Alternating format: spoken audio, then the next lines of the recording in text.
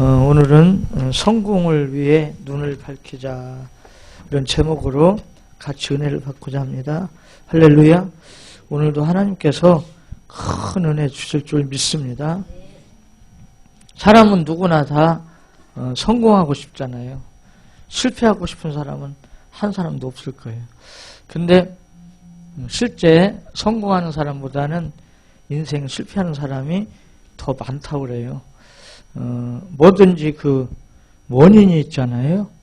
식당도 어떤 식당은 줄을 서서 손님이 기다리고 어떤 식당은 팔이 날린다고 그러잖아요. 손님이 없고. 왜 그럴까요? 식당은 당연히 음식 맛 때문에 차이가 나겠죠. 뭐든지 사람이 하는 일에는 원인이 있어요.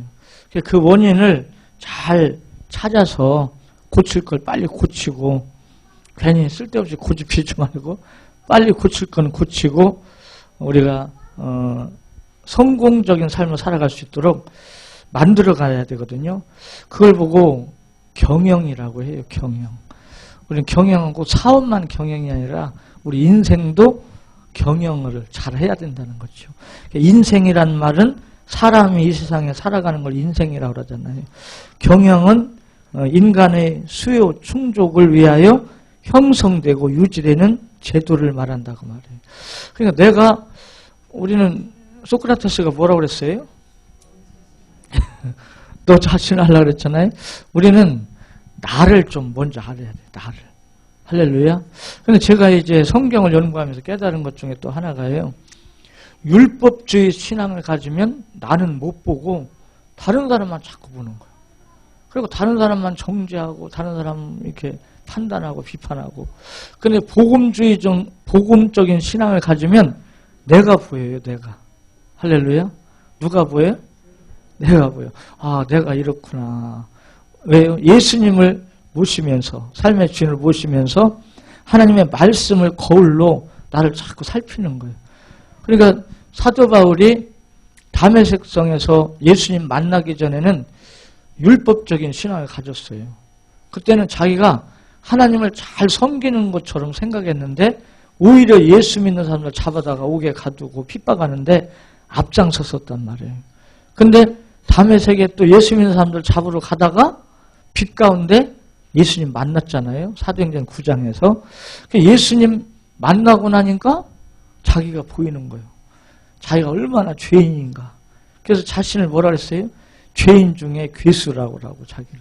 또 많은 사람들 중에 가장 자신이 낮은 자라고 작은 자라고 겸손하게 낮아졌잖아요. 그러니까 복음을 소유한 복음은 뭐예요? 예수님이잖아요. 예수님을 알면 알수록 예수님을 내 삶의 주인으로 모시면 모실수록 뭐가 보인다고요? 나의 모습이 보여요. 그래서 내 힘으로는 할 수 있는 게 없구나. 내가 해봤자 별거 아니구나. 그러니까 어떻게 하게 돼요? 그러니까 하나님을 의지할 수밖에 없어요. 아멘? 하나님을 의지하고 주님을 온전히 바라볼 수밖에 없어요. 그런데 이 복음적인 신앙을 갖지 않은 사람들은 자기 의로, 자기 노력으로 뭘 해보려고 그래요, 자꾸. 자기 노력으로. 근데 노력하지 말라는 것이 아니라 내 노력 갖고 온전히 되는 게 뭐가 있겠어요? 가만히 지나가 보면 내 노력만 갖고 온전하게 되는 게 없어요. 알고 보면 다 하나님의 은혜 가운데 하나님께서 은혜를 주셔야 되는 줄 믿습니다. 그래서 우리는 이 인생 경영을 잘 할 줄 알아야 되는데 경영은 인간이 존재하는 곳에서는 어떤 형태로든지 필수적으로 따르는 거거든요. 그래서 인생을 성공적으로 경영하기 위해서는 정확하게 보는 눈이 필요해요. 사물, 사건, 사람, 모든 환경, 시대 이런 것을 정확하게 보는 눈이 필요하고 또 민감하게 듣는 귀가 필요해요. 들을 줄 알아야 돼. 할렐루야. 그리고 결단을 내릴 줄 알아야 돼요. 때에 맞게 단호하게 결단을 내려야 돼. 미직 하다 보면 좋은 기회를 다 놓쳐버려요. 우리가.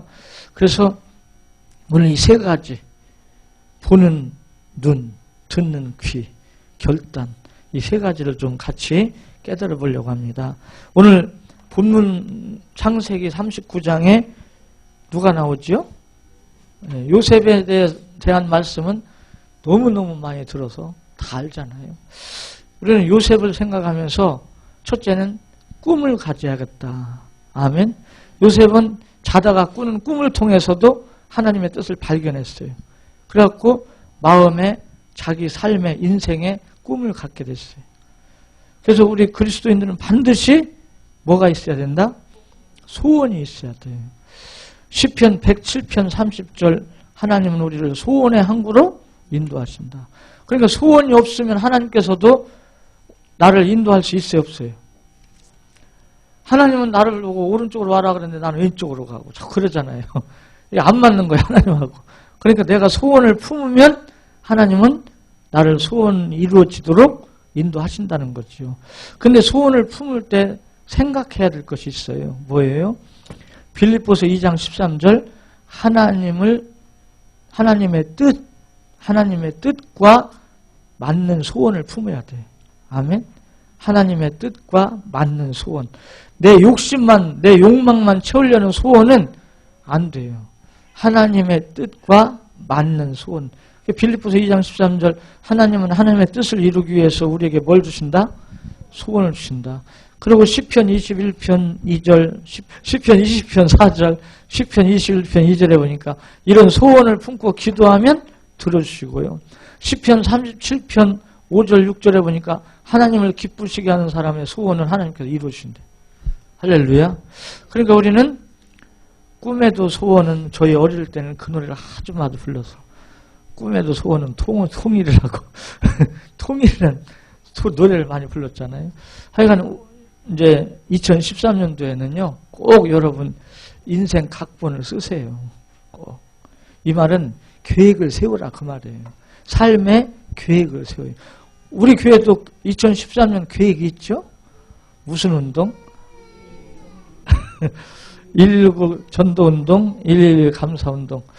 이게 계획을 세워서 그냥 그런가 보다 하고 말고 그러면 안 돼요.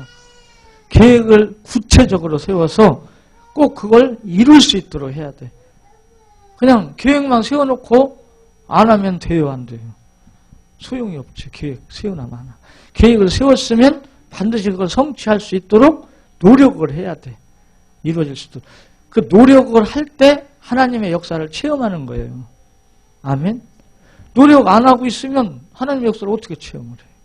노력을 하다 보면 그 노력하는데 나 혼자는 안 되는데 하나님께서 역사를 해주신단 말이에요. 아멘. 그러므로 그것이 이루어지는 줄 믿습니다. 그 다음에 이제 요셉은 자기 꾀로, 자기 머리로, 자기 지식으로 모든 걸 판단하고 해석하고 그러질 않았어요. 요셉은 항상 성령의 하나님의 신의 감동을 받아서 해석하고 판단하고 결정하고. 아멘.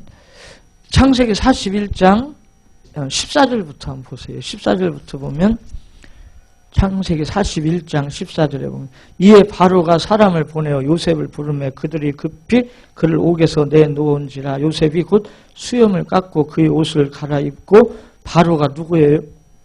왕이잖아요. 바로한테 간 거예요. 15절에 바로가 요셉에게 이르되 내가 한 꿈을 꾸었으나 그것을 해석하는 자가 없더니 들은즉 너는 꿈을 들으면 능히 푼다 하더라.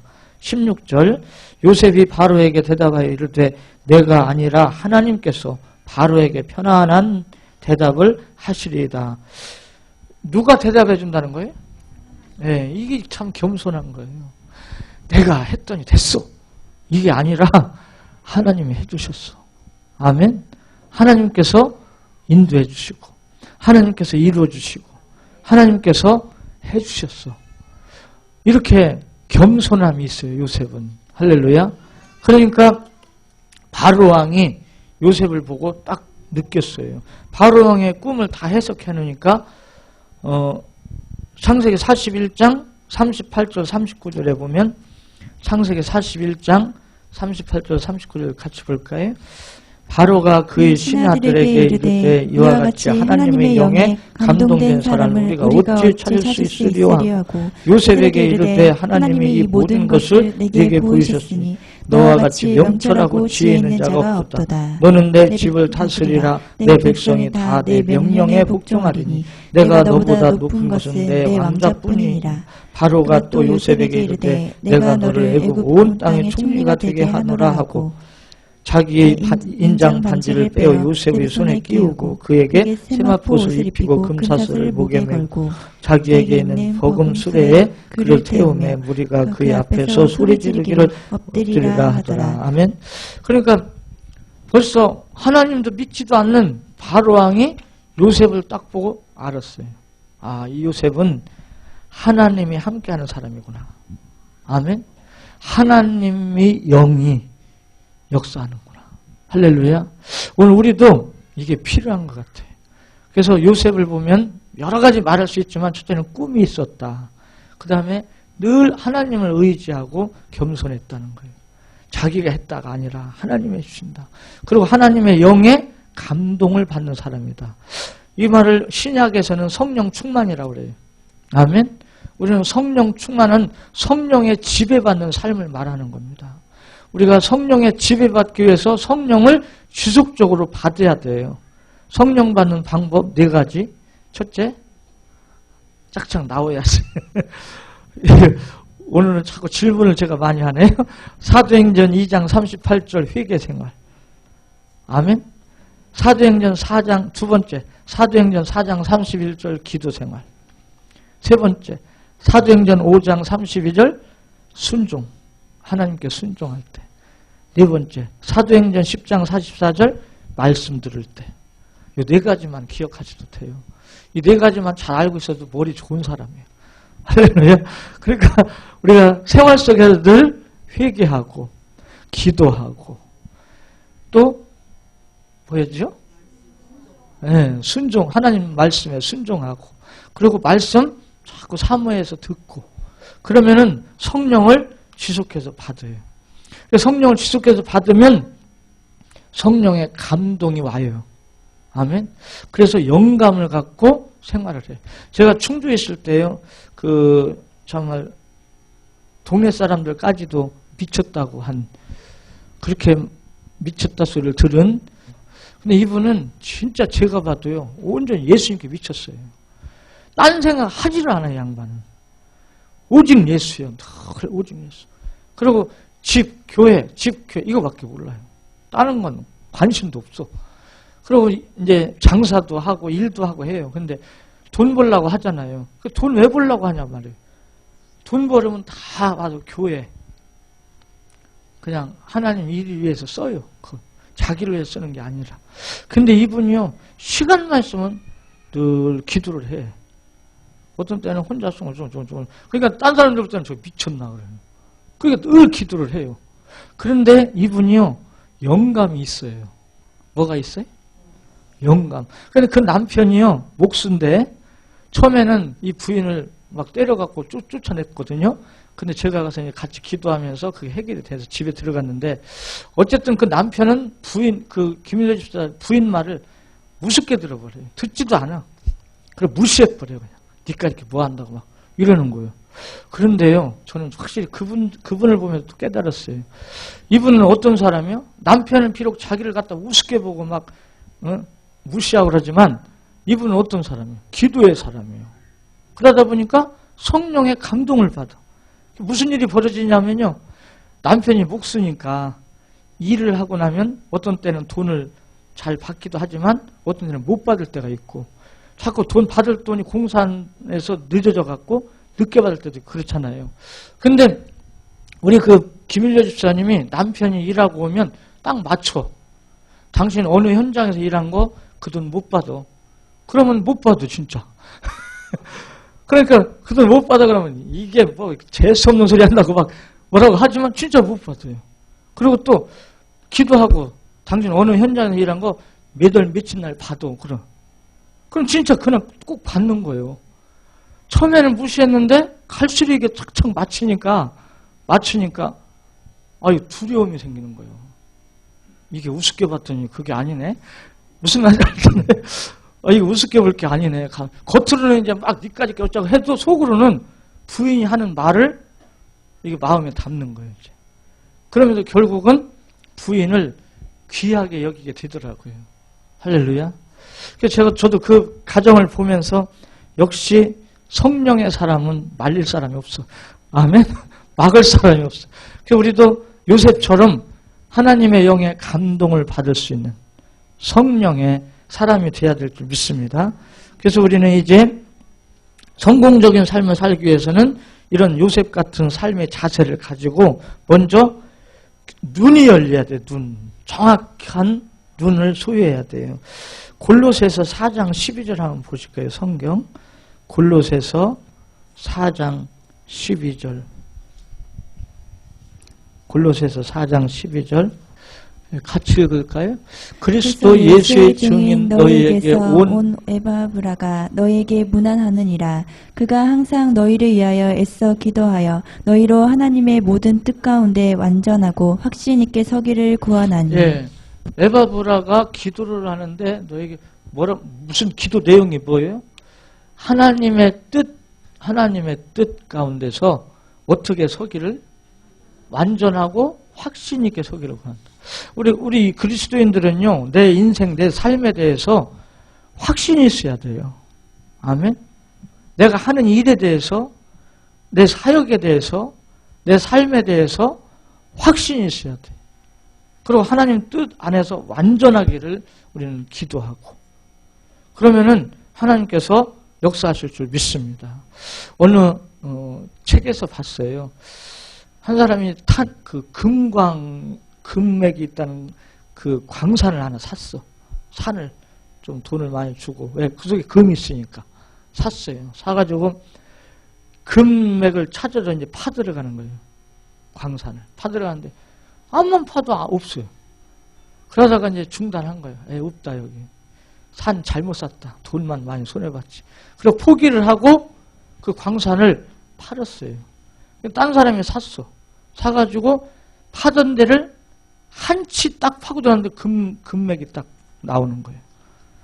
얼마치? 한치 팠는데 금맥이 딱 나오는 거예요. 한치만 더 팠으면 됐잖아요. 그래가지고 나중에 그 소리 들으니까 그 광산 판 사람이 배가 아프겠어, 안 아프겠어? 그래요. 얼마나 속이 상한지. 그때 이 사람 생각 속에 뭐 한치만 더 팔걸. 한치만 더 팔걸.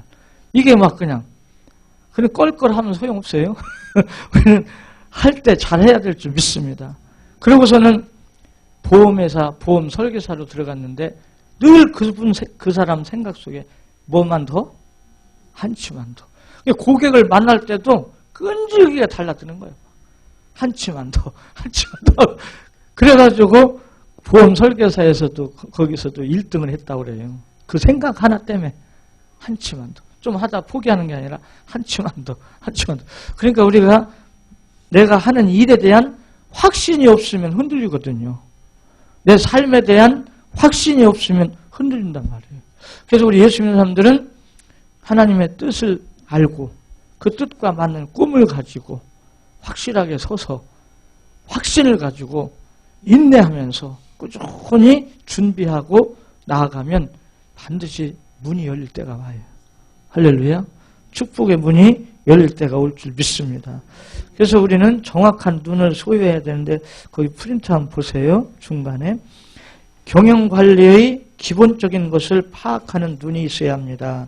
거기 망원경의 눈 같이 읽어볼까요?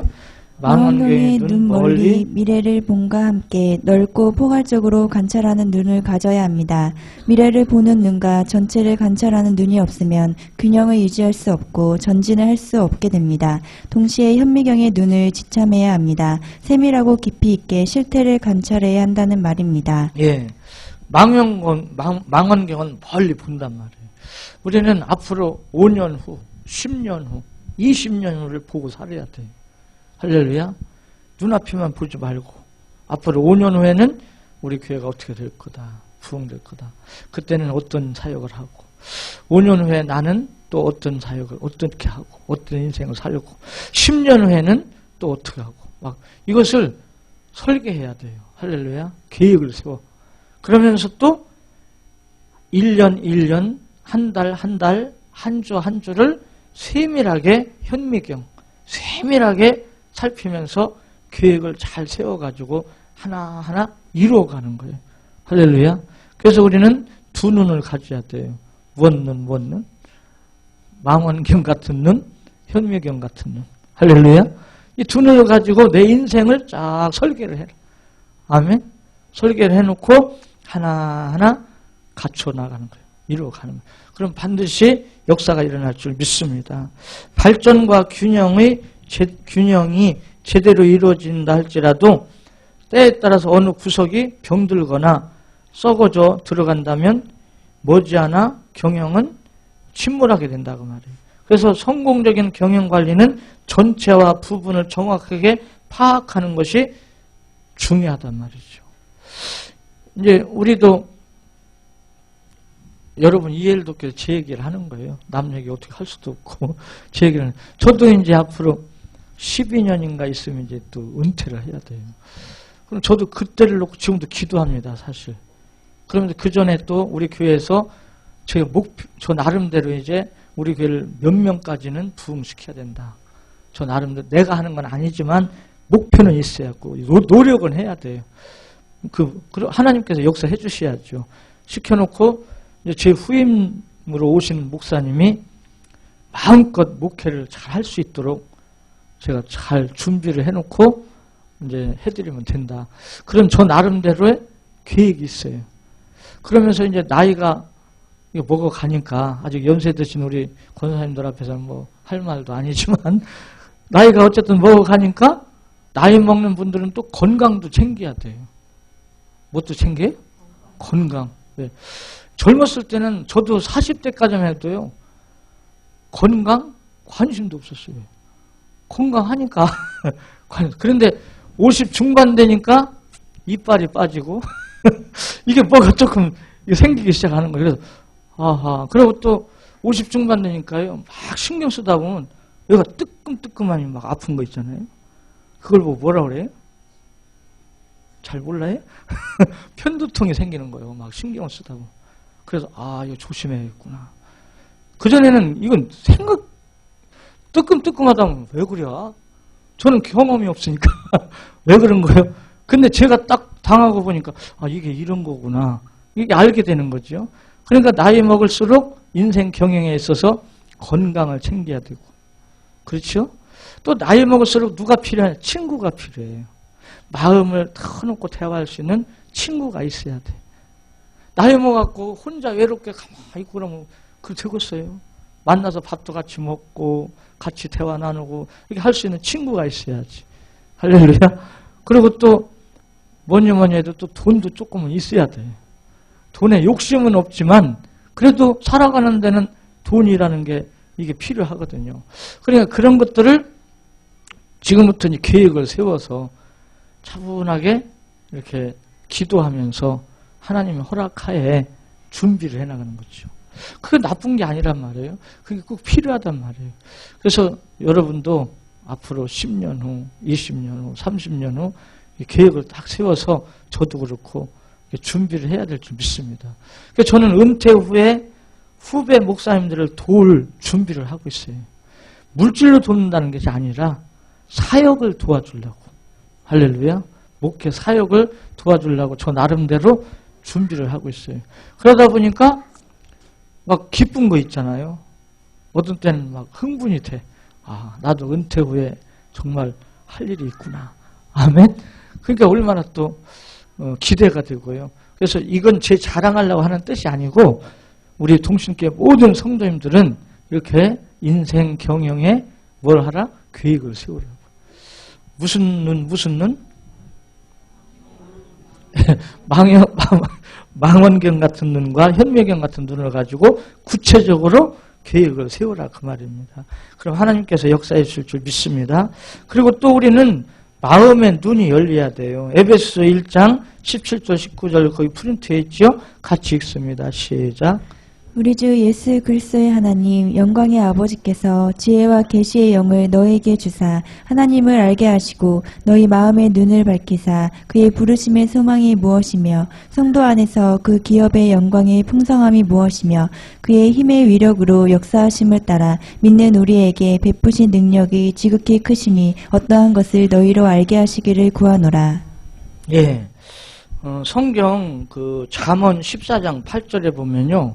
같이 한번 볼까요? 잠언 프린트에는 없는데 잠언 14장 8절에 보면 잠언 14장 8절 같이 읽습니다.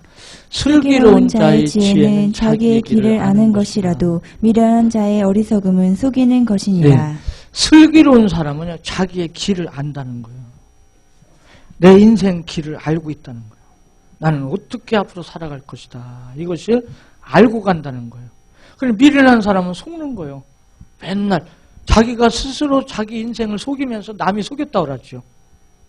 미련한 사람은. 내가 내 인생을 속이는 거예요.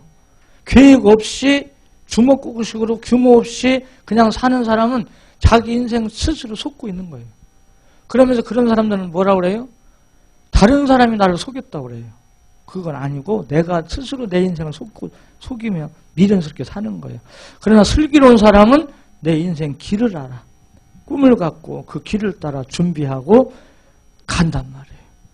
그래서 이제 지금 읽은 에베소 1장 17절 19절 하나님의 영을 받고 계시의 영, 성령, 마음 눈이 밝아져가지고 하나님과 나와의 관계에서 소망이 생기고 소망. 근데 거기에는 기업이 있어요. 기업이 뭐예요? 축복. 하나님의 축복이 있다고요. 저도 나중에 이제 은퇴 후에 후배 목회자들을 도울 그 일을 할 때 거기에 축복이 있거든요. 그걸 생각하니까 막 잠이 안 오는 거 있잖아요. 어떤 때는 너무 좋아갖고. 할렐루야. 그 축복이라는 꼭 돈만 축복이 아닙니다. 정말 만남 속에서 서로가 잘 되는 거예요. 할렐루야. 그걸 생각하니까 이거 어떤 때는 막 잠이 안 와요. 너무 좋아갖고. 그래서 기업, 그 축복을 바라보는 거예요. 근데 그것을 나 혼자 힘으로 해결할 수 있냐? 안 된단 말이죠. 거기에 뭐가 필요해요? 하나님의 능력. 아멘. 나를 도우실 하나님의 능력이 보여야 돼. 아멘. 나를 도와주실 하나님의 능력. 다윗이 그게 있었어요. 다윗이 이제 사무엘 선지자를 통해서 기름 부음을 받았잖아요. 왕 될 거라고. 그랬는데 누가 죽이려고 쫓아다녀? 사울왕이 죽인다고 쫓아다녀. 알고 보면 다윗은 사울왕의 사위예요, 사위. 근데 죽인다고 쫓아다녀. 그때 다윗은 뭘 보냐? 하나님의 손길, 하나님의 역사. 그걸 알고 있었어요. 그렇기 때문에 사울왕을 죽일 수 있는 기회가 있는데도 옷자락만 딱 증거로 옷자락만 딱 자르고 안 죽여. 그리고 하나님께 맡겨. 그러니까 하나님께서 그 모습 보니까 또 이쁘잖아요. 그러니까 하나님께서 다윗을 더 축복하시는 거지. 할렐루야. 오늘 우리도요. 하나님과 나와의 관계에서 소망이 있고 축복이 보이고 나 혼자 그 기업, 그 축복을 이루어 나갈 수 없는데 누가 함께 하시? 하나님이 함께 하시는 능력이 보이는 거예요. 아멘. 그래서 능력 중에 최고 능력은 복음이에요. 예수 그리스도가 하나님의 능력이요 지혜인 줄 믿으시기 바랍니다. 그래서 성도는 하나님과의 관계, 소망과 기업의 축복과 우리에게 베푸시는 하나님의 능력을 보는 눈이 필요하다고. 사도행전 26장 17, 18절 거기 프린트에 있죠. 같이 읽겠습니다. 이스라엘과 이방인들에게서 내가 너를 구원하여 그들에게 보내어 그 눈을 뜨게 하여 어둠에서 빛으로 사탄의 권세에서 하나님께로 돌아오게 하고 죄사함과 나를 믿어 거룩하게 된 무리 가운데서 기업을 얻게 하리라 하더이다. 예, 여기도 보니까요. 이스라엘과 이방인들에게 내가 너를 구원하여 그들에게 보내어 뭘 뜨게 해요?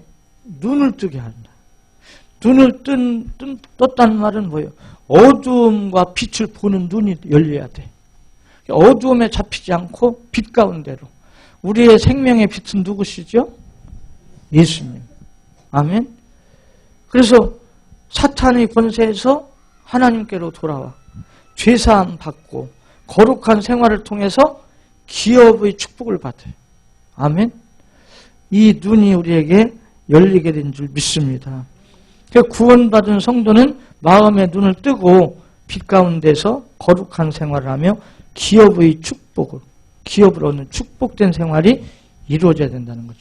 근데 이 눈을 어떻게 뜰 거냐고 말이에요. 눈을.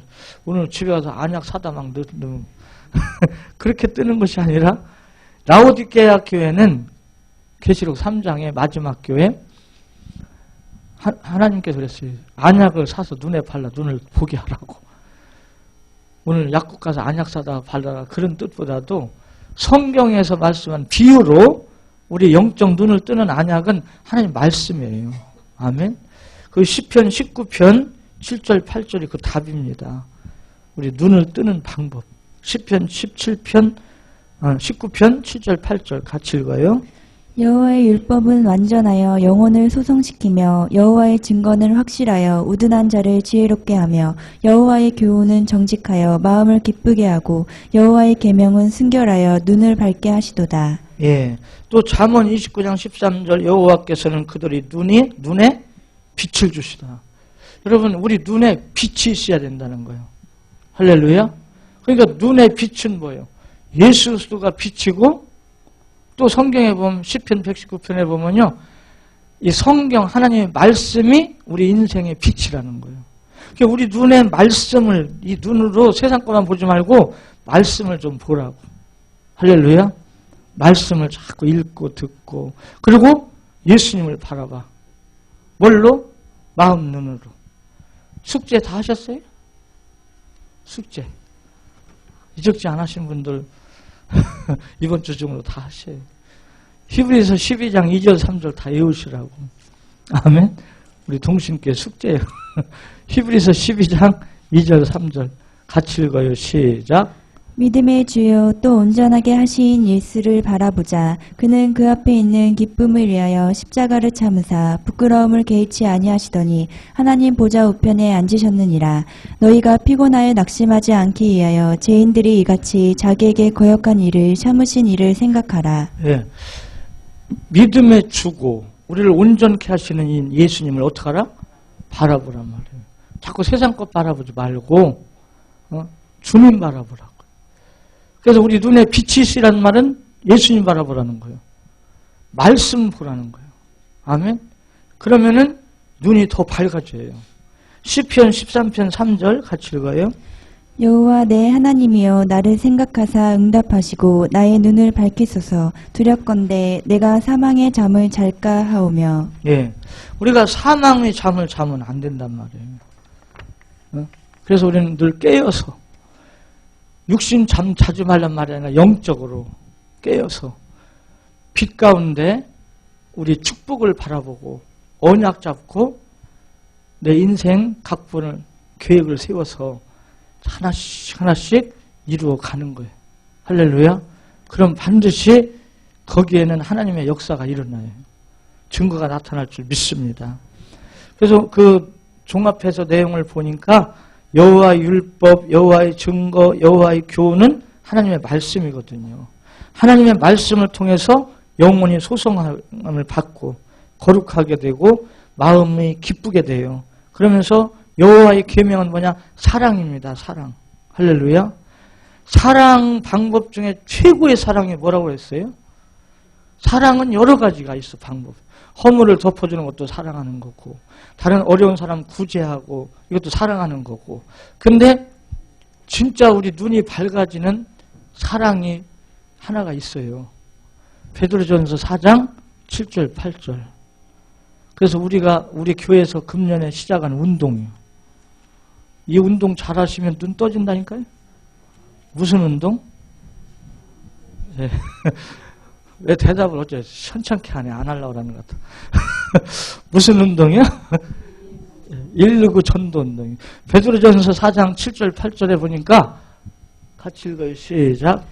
만물의 마지막이 가까이 왔으니 그러므로 너희는 정신을 차리고 근신하여 기도하라. 무엇보다도 뜨겁게 서로 사랑할지니 사랑은 허다한 죄를 덮느니라. 예. 죄를 덮는 사랑은 우리 기독교에서밖에 못해요. 그 어떤 종교에서도 흉내내질 못해요. 그러나 허물을 덮어주는 거, 인간적인 거, 또 구제, 이건 구제예요. 다른 불교나 다른 종교에서도 많이 합니다. 그러나 죄 문제를 해결해주는 사랑은 우리밖에 못해요. 이게 최고의 사랑이에요. 할렐루야. 그럼 이 죄 문제를 죄를 덮어주는 사랑은 뭐냐? 야고보서 5장 19절 20절 진리 가운데로 인도해 주는 거예요. 아멘. 야고보서 5장 19절 20절 같이 읽습니다. 시작. 내 형제들아 너희 중에 미혹되어 진리를 떠난 자를 누가 돌아서게 하면 너희가 알 것은 죄인을 미혹된 길에서 돌아서게 하는 자가 그의 영혼을 사망에서 구원할 것이며 허다한 죄를 덮을 것임이라. 예, 진리를 떠나 있는 자체가 죄예요. 그건 그러니까 진리 가운데로 인도하는 거예요. 진리는 누가 진리예요? 요한복음 14장 6절 내가 곧 길이요 진리요 생명이라 예수님이 진리고요. 요한복음 17장 17절 하나님의 말씀이 진리고요. 요한복음 16장 14절 성령의 하나님의 영이 진리예요. 그러니까 예수 믿고 성령과 말씀의 인도를 받으라는 거예요. 이게 진리 가운데 사는 것인 줄 믿습니다. 이런 사람들은요 눈이 열려. 할렐루야. 눈이 열려. 사람 보는 눈, 세상 보는 눈, 환경 보는 눈 다 열려. 그래서 사람을 진짜 우리가 이제 영적으로 자꾸 민감해지고 영감을 받으면요 사람을 딱 보면 벌써 답이 나와. 아, 이분은 어째서 이렇구나. 우리는 말씀을 가지고 답을 찾아야 돼. 할렐루야. 이건 틀린 게 아니에요. 정확한 거예요. 하나님 역사하실 줄 믿습니다. 그래서 우리 동신교회 성도님들은 2014년도에 눈을 밝혀. 무슨 눈, 무슨 눈? 망원경 같은 눈, 현미경 같은 눈. 할렐루야. 영안을 밝혀. 다음에 두 번째는 민감한 귀를 가져야 돼요. 들을 줄 알아야 돼요. 미련한 사람은요, 말귀를 못 알아들어요. 그렇게 말을 하고 알아듣게 해도 못 알아들어. 그리고 자기 생각에만 꽉 잡혀갖고 고집을 펴요. 결국은 망합니다. 그 인생은. 그래서 민감한 귀를 가진 성공을 위해서는 정확한 정보를 위해서 자료를 항상 구비하고 시사의 귀를 밝아야 하며 항상 연구하는 자세와 과감한 투자가 필요해요. 밝고 정확한 정보를 얻기 위해서는 생활 반경을 넓혀 각 분야를 살펴보는 지혜도 필요해요. 그래서 우리 예수 믿는 사람들, 특히 사업하는 분들은요, 사업하는 우리 장로님, 집사님들은 경제신문 하나는 좀 봐야 돼요. 별걸 다 얘기 안 했다. 아, 목사님이 성경 보라고는 안 하고 뭔 또 신문 보라냐? 정 목사 잘못됐구만. 이럴 수도 있어요. 근데 아니, 경제신문 정도는 하나는 보면서 경제가 어떻게 흘러가고 있는가. 또 지금 뭐가 어떻게, 또 새 대통령이 세워지는데 이분은 또 어떻게 할 건가. 이런 것도 미리 좀 싹 보면서 사업하는 분들이라면 그 정도 머리가 돌아가야 돼. 할렐루야. 그러면 거기에서 또 우리는 뭐가 있어요? 기도가 있잖아요. 성령의 역사가 있잖아요. 말씀이 있잖아요. 거기서 지혜가 와. 지혜. 할렐루야. 이루어질 줄 믿으시기 바랍니다. 특별히 하나님의 자녀가 된 성도는 민감한 귀를 가지고 하나님의 음성을 들을 줄 알아야 돼요. 모세는 장인 미디안 제사장 이드로의 양을 쳤잖아요. 그런데 여호와의 산 호렙에 이르렀을 때 떨기나무에 불이 붙었어. 근데 나무는 사라지지 않고 나무는 불이 타지도 않고 하나님의 음성이 들려오는 거예요. 뭐라고요? 모세야, 모세야. 하나님 부르셔. 그때 모세가 웬일인가 하고 하나님의 음성을 들었잖아요. 그러니까 하나님께서 뭘 했어요? 모세도 이제 내가 너를 써야겠다. 말하자면 애굽 바로 밑에서 종살이하면서 고통받는 내 백성의 그 고통을 내가 들었다. 내가 알고 있다. 그러니 이제 내가 바로한테 가서 내 백성을 이끌어내라. 그리고 가나안 땅으로 인도해라. 그죠? 사명을 받은 거예요. 우리도요, 성경에 보면 많아요. 그런 경우가. 하나님의 음성을 듣는 사람은 사명을 압니다. 내 인생 사명이 뭔가. 할렐루야. 그래서 제가 여러분에게 꼭 부탁하는 게 하나 있어요. 우리는 교회 일꾼으로만 그치면 안 됩니다. 절대적으로 교회 일꾼으로만 그치면 하나님의 온전한 축복을 못 누려요. 반드시 교회 일꾼 플러스 빨리 다 대답을 해야지. 복음의 일꾼. 그 다음에 축복. 네? 이거 꼭 기억하셔요. 지금 우리 한국교회가요 심각합니다. 네. 한국교회 중직자들 다 교회 일꾼들이에요. 교회 일만 눈 반짝 뜨고 교회 일에는 박사예요. 그런데 갈등은 계속 생기는 거예요.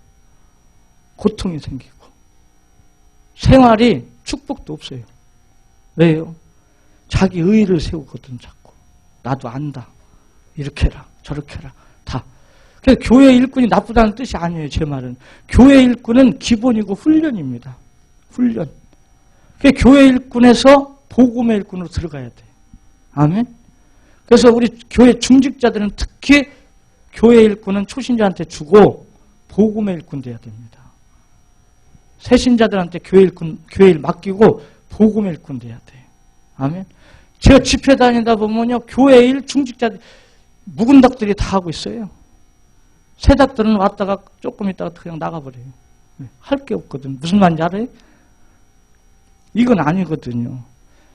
새신자들 오는 사람들한테 교회 일을 훈련시키고 기존의 중직자들은요 삶의 현장에서 생명 살려야 돼요. 할렐루야. 이게 성경적입니다. 사실은. 근데 우리는 1년 내에 한 명도 전도를 하기도 힘들면서 교회에서만 큰 소리 치는 거예요. 교회에서만. 그러니까 한국교회가 시끄러워요 지금. 교회는 영적 질서가 딱 세워져서 그대로 교회일꾼과 복음의 일꾼으로 나가야 돼. 그러면 다 같이 축복을 받게 되는 줄 믿으시기 바랍니다. 그래서 저는 우리 교회 가는 데마다 제가 우리 장로님들 자랑을 해요. 우리 장로님들은 다 이렇게 기도하고 겸손하시고 전도하려고 열심히 하신다고. 그러면 또 어떤 데는 진짜 그래요. 장로님이 전도도 해요? 이래요. 그분들은 장로님들이 전도하는 거 못 봤다 그 말이지. 할렐루야. 우리 장로님들 힘내시라고 박수 한번 해주세요. 하나님 역사하실 줄 믿습니다. 그래서 우리는 어디까지 갔어요? 이게 민감한 귀. 그래서 환경을 통해서 들려오는 소리, 사람을 통해서 들려오는 소리, 하나님의 음성을 민감한 귀를 가지고 들을 줄 알아야 돼요. 그래서 하나님의 음성은 첫째는 하나님의 말씀의 깨달음입니다. 로마서 2장 18절 한번 읽어볼까요? 로마서 2장 18절 말씀. 로마서 2장 18절 같이 읽어요. 시작. 율법의 교훈을 받아 하나님의 뜻을 알고 지극히 선한 것을 분간하며. 율법의 교훈을 어떻게 알아? 받아. 하나님의 뜻을 안다고 말이에요. 율법이 뭐예요? 말씀. 말씀의 교훈을 받아서 하나님의 뜻을 아는 거죠.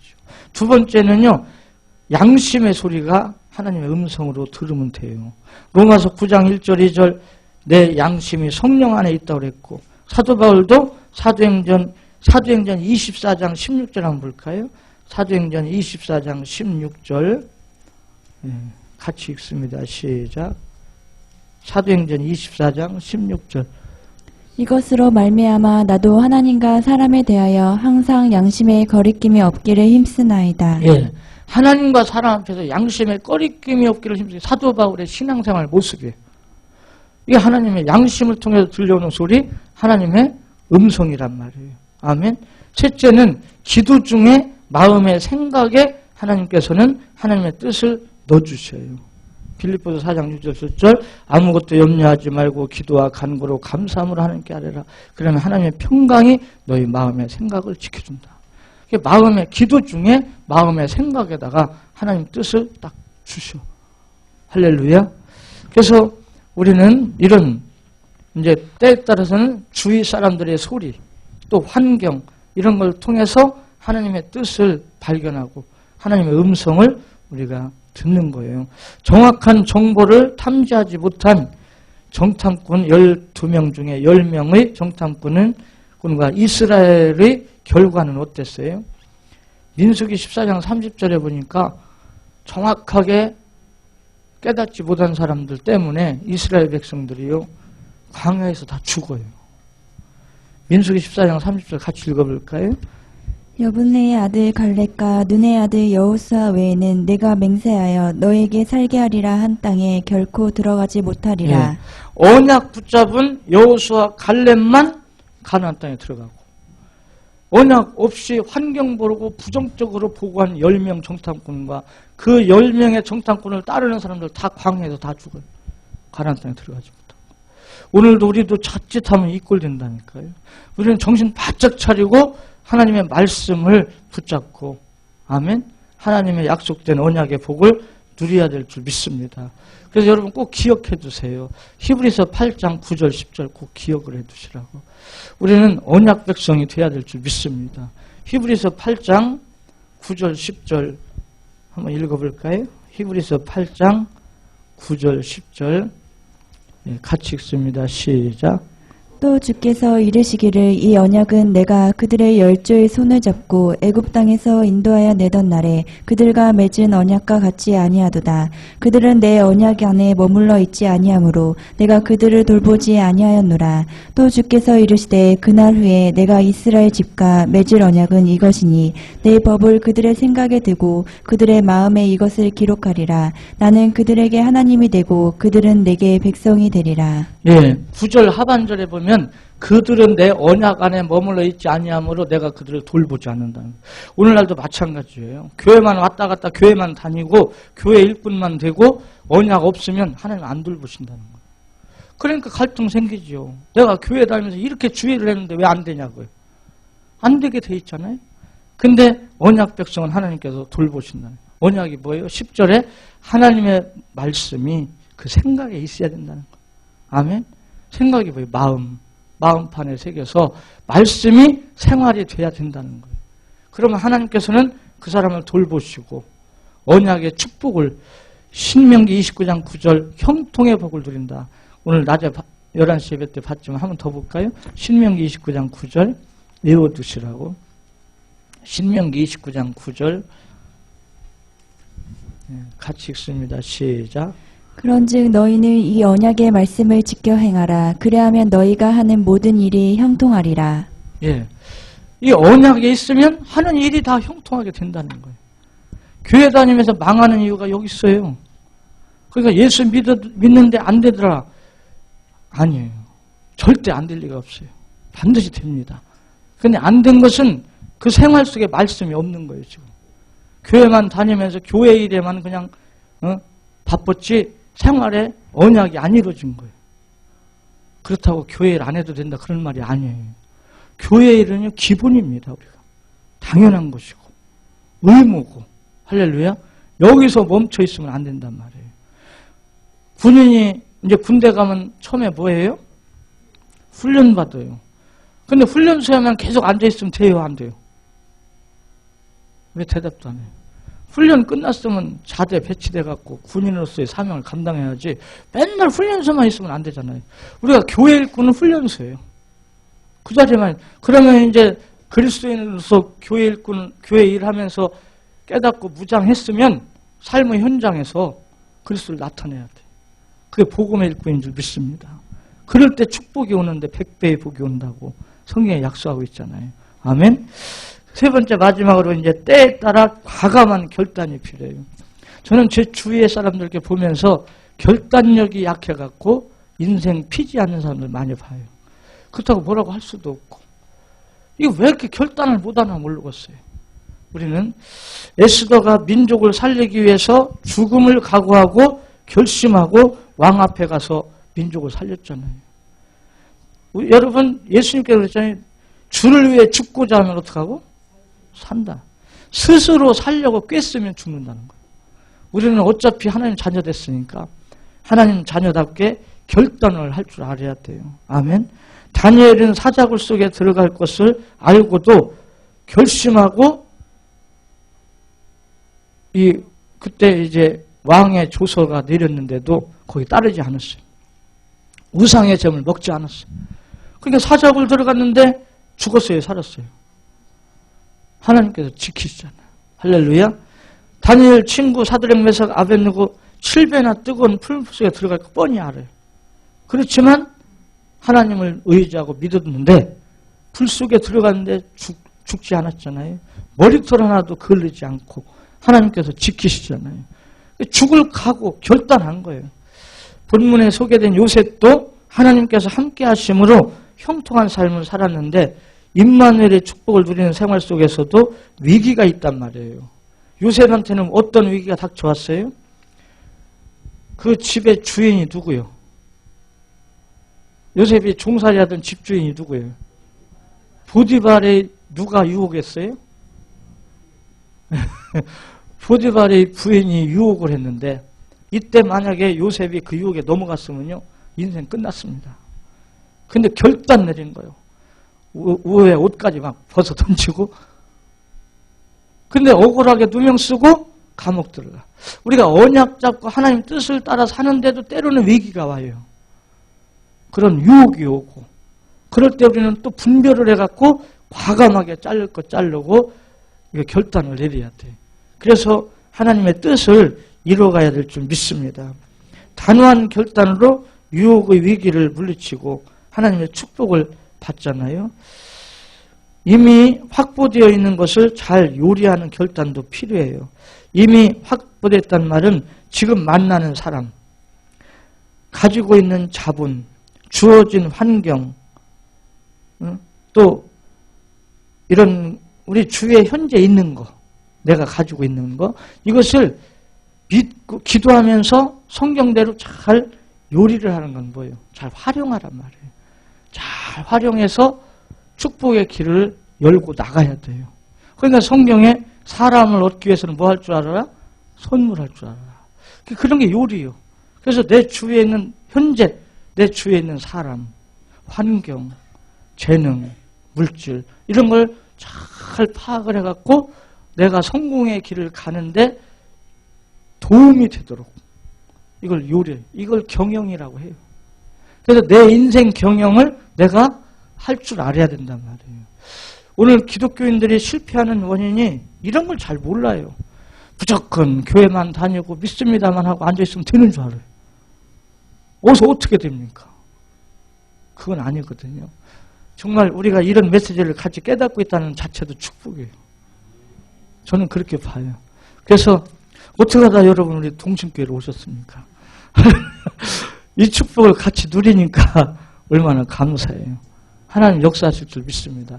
제가 그냥 하는 말이 아니에요. 저는 전국을 다니면서 많은 걸 보고 느낍니다. 저 나름대로 감상이 있어요. 우리 동신교회는 성도들 한 사람 한 사람이 알찬, 아멘? 정말 알곡 같은 그런 신앙인이 다 되고 있다. 저는 그렇게 믿거든요. 할렐루야. 왜 자신 없어요? 하나님께 감사박수 한번 할까요? 하나님께서 역사하실 줄 믿습니다. 그래서 명석한 지혜가는 과감한 결단력을 발휘하는 사람이 된다는 거죠. 오늘 우리도 이제 내 인생 경영을 잘 하기 위해서 우리 눈을 밝히고 또 듣는 귀를 열고 내가 결단할 걸 빨리빨리 결단해갖고 이루어가는 거예요. 할렐루야. 제가 한 가지 간증하고 마칠게요. 제가 95년도부터 대학 전도를 시작했잖아요.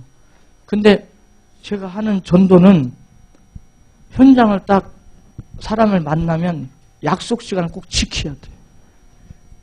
그 장소에서 꼭 지켜야 돼요. 그러다 보니까 월, 화, 수, 목, 금 5일 동안 대학을 쭉 돌다 보니까 다른 거 아무것도 할 수가 없어요. 그 약속 지켜서 그 장소를 꼭 매일매일 가야 되니까. 그리고 이건 영적 싸움이라요. 내가 무슨 사정이 있다고 안 가잖아요. 그럼 그 장소가 없어져 버려요. 마귀가 막 역사를 해갖고 더 이상 못하게 만들어버려요. 그러니까 빠지지 않고 가야 돼요. 계속. 그러다 보니까 무슨 문제가 생기냐. 저는 사람이 좋아갖고요. 총신 동기들 모임이 세 모임이 있었어요. 그 친구들이.